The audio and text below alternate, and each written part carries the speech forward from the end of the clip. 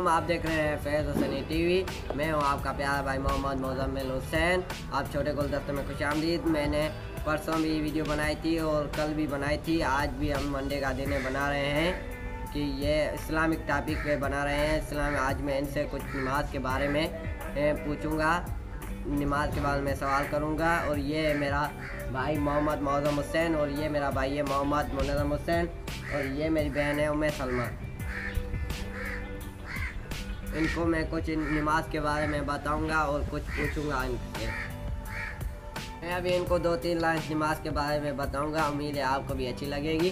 अल्लाह ताला ने हुक्म दिया है कि नमाज किसी भी हालात में नहीं छोड़नी और रसूल रसम का कौल है, नमाज दीन का सतून है, जिसने उसको कायम किया उसने दीन को कायम किया।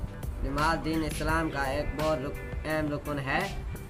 अल्लाह ताला का हुक्म है जो हर मुसलमान पर फर्ज है। सिर्फ हमारे दिल को सुकून देता है बल्कि हमें अच्छा इंसान भी बनाता है। जो शख्स 5 वक्त नमाज पढ़ता है अल्लाह ताला उसके गुनाहों को माफ़ फरमा देता है और दुनिया व आखिरत में कामयाब फरमा देता है। मैं अभी इनसे 2-3 सवाल नमाज के बारे में पूछूंगा। क़यामत के दिन पहला हिसाब किसका होगा? नमाज का। नमाज क्या है? नमाज मोमिनों की मेराज है। नमाज दिन में कितने वक्त फर्ज है? 5।